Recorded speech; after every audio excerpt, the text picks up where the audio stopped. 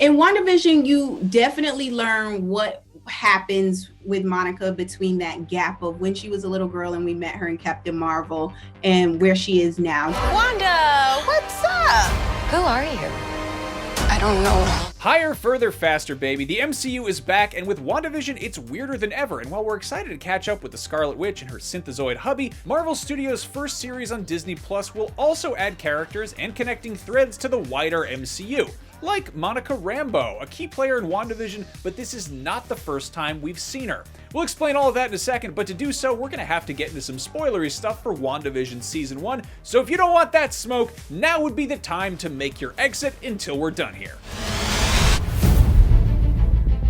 We've known since last year that Mad Men alum Teyonah Parris would appear in WandaVision, playing Monica Rambeau, marking the second MCU appearance by this character. The first? Everyone said you were dead.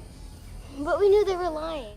When she appeared as a little girl in Captain Marvel. That movie, of course, was set in the 1990s, so the Rambeau we see in WandaVision has grown up.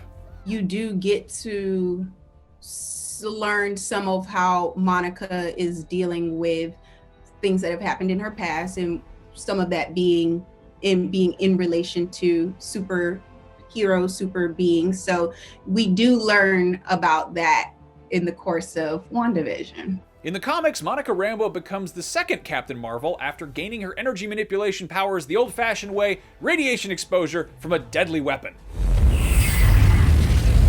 As a superhero, Monica Rambeau has a pretty impressive comics resume, joining and leading the Avengers and assuming many codenames such as Photon, Pulsar, and her current Marvel 616 handle, Spectrum. Captain Marvel, the movie, not the superhero, hints at Monica's comics history, making her Carol Danvers' Lieutenant Trouble growing up in Louisiana. I'll be back before you know it. Maybe I could fly up and meet you halfway. Oh, only if you learn to glow like your Auntie Carol. When you meet Monica here, we're going to explore how she's been dealing and what she's been doing. So if Monica Rambeau is a Captain Marvel character, what is she doing here? Well, we think despite WandaVision's retro aesthetic, Monica could be a pretty big clue that this isn't taking place in the MCU's past. She also serves as some MCU connective tissue, kind of like how Jeremy Renner's Hawkeye appeared in that Thor movie where Chris Hemsworth's eyebrows were bleached blonde. But I digress, this isn't about Thor's eyebrows, this is about Monica Rambeau and WandaVision. WandaVision on Disney Plus is a wonderful way to end up unveiling Phase 4.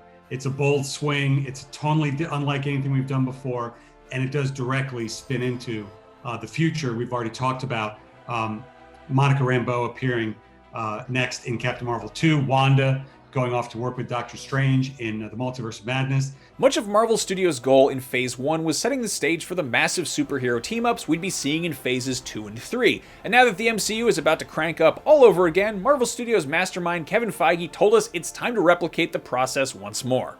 Like those early phases, it's the same. Introducing new characters for audiences to get invested in. There are so many in the comics that we've not brought to the screen yet, and also do so in a way that represents the world in which we live and all of the different types of people that are fans of our MCU. And when Monica Rambeau joins Carol Danvers for Captain Marvel 2, she won't be alone. She'll be joined at some point by Iman Vellani, playing Kamala Khan, aka Miss Marvel, whose very own Disney Plus series is coming later this year.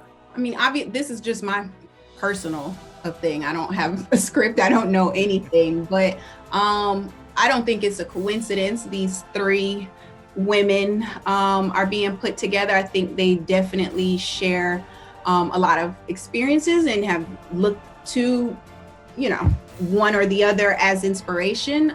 So I bet there's a lot in Kamala Khan that Monica would see in herself and in her younger self. This is normally the part of the show where we run down all the Easter eggs we spotted in this week's episode of WandaVision, but since the show hasn't actually started yet, let's just take a look at that one shot that Monica Rambeau actually appears in from the trailers. Blink and you'll miss it. Let's slow it down and take a look. She's moving very fast, like she was thrown, perhaps? But here's the interesting part. She starts in daylight and ends up in nighttime. And is she phasing between realities there? What is that? And why doesn't she seem a little more freaked out by literally getting thrown into next Tuesday? And are those S.H.I.E.L.D. agents descending upon her? Who is even running S.H.I.E.L.D. these days? We have some questions. In any case, we've got big lights and equipment, lots of agents running around, so it seems like one of Marvel's many fictional protection agencies is involved here, but which one?